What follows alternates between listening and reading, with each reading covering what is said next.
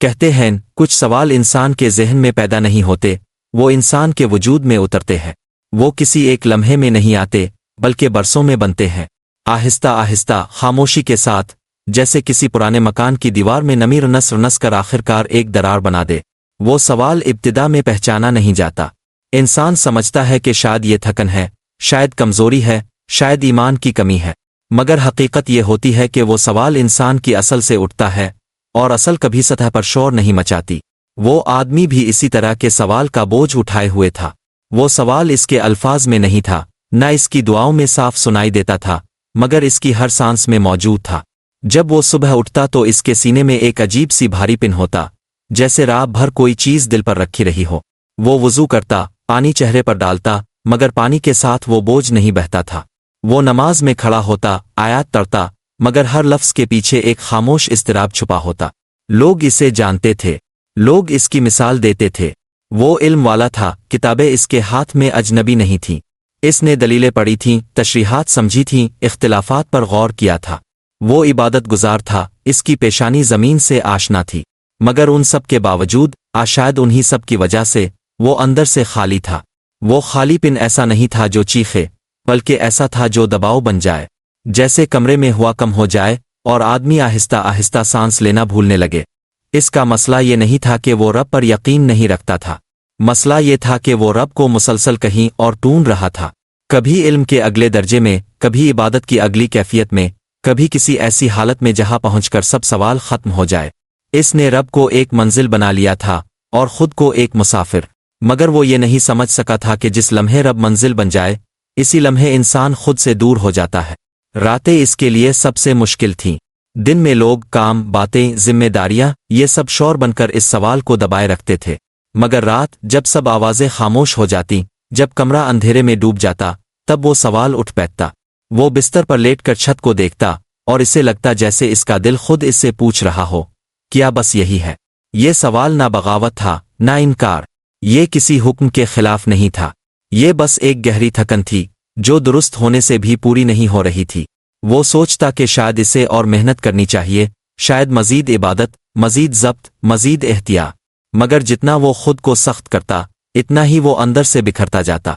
ایک دن، بغیر کسی منصوبے کے، اس نے سب چھوڑ دیا۔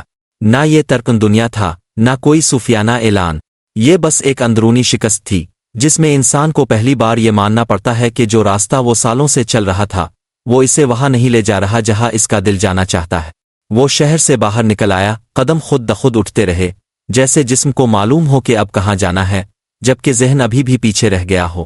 چلتے چلتے وہ ایک کھلے میدان میں آ پہنچا۔ وہ میدان عجیب تھا، نہ وہاں کوئی درخت تھا جس کے نیچے بیٹھا جا سکے، نہ کوئی عمارت جسے منزل کہا جا سکے۔ زمین ہموار تھی، مگر اس پر کوئی نشان نہیں تھا، ایسا لگتا تھا جیسے یہاں کبھی کوئی گزرا ہی نہ ہو۔ اور اسی میدان کے وسط میں ایک بوڑھا آدمی بیٹھا تھا، نہ وہ ذکر میں مشغول تھا، نہ دعا میں، بس بیٹھا تھا، جیسے بیٹھنا ہی اس کا کام ہو۔ وہ آدمی اس کے قریب جا کر بیٹھ گیا، سلام بھی نہیں کیا، سوال بھی نہیں کیا، شاید اس لیے کہ وہ اندر سے اتنا تھک چکا تھا کہ الفاظ اب اضافی لگنے لگے تھے۔ خاموشی پھیل گئی، پہلے وہ خاموشی اسے کاٹنے لگی، اس کے اندر خیالات اٹھنے لگے، یہ کیا کر رہا ہوں، یہاں بیٹھنے سے کیا ملے گا، وقت ضائع ہو رہا ہے۔ مگر پھر آہستہ آہستہ اس نے محسوس کیا کہ یہ خاموشی دشمن نہیں ہے، یہ خاموشی سوال نہیں پوچھ رہی، جواب نہیں مانگ رہی، یہ بس موجود ہے۔ کافی دیر بعد اس کے منہ سے بے اختیار نکلا، میں کیا کروں؟ بوڑھے نے آنکھیں نہیں کھولی، اس کی آواز میں کوئی اتار چڑھاؤ نہیں تھا۔ اس نے کہا، جو تم پوچھ رہے ہو وہ تم نہیں ہو۔ یہ جملہ سیدھا اس کے اندر اتر گیا، وہ الجھ گیا، مگر یہ الجھن ذہنی نہیں تھی، یہ وجودی تھی۔ اس نے پوچھا، پھر میں کون ہوں؟ بوڑھے نے ایک گہری سانس لی، جیسے وہ جواب نہیں دے رہا، بلکہ فضا میں کوئی پردہ ہٹا رہا ہو۔ اس نے کہا، جو یہ سوال نہیں پوچھ رہا۔ یہ کوئی واضح جواب نہیں تھا، مگر اس آدمی کے اندر کچھ ٹوٹ گیا۔ وہ سوال جو برسوں سے اس کے اندر بیٹھا تھا، اچانک کمزور پڑ گیا، کیونکہ پہلی بار اسے یہ احساس ہوا کہ وہ سوال خود نہیں ہے، وہ تو اس سوال کو دیکھنے والا ہے۔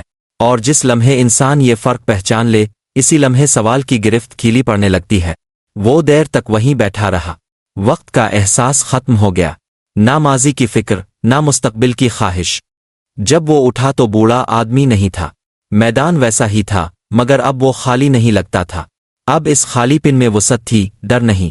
اس کے قدم ہلکے تھے۔ وہ جان چکا تھا کہ اسے کسی جواب کی تلاش نہیں، کیونکہ اصل جواب وہ جگہ ہے جہاں سوال خود ختم ہو جائے، اور وہ جگہ کسی سفر کے آخر میں نہیں، بلکہ اسی لمحے میں ہوتی ہے جہاں انسان خود کو پکڑنا چھوڑ دے۔ اور یہی تصوف ہے، خود کو درست کرنے سے پہلے خود کو چھوڑ دینا، خاموشی کو دشمن نہیں آئینہ سمجھنا، اور اس لمحے میں ٹھہر جانا جہاں میں آہستہ آہستہ پگھل جاتا ہے۔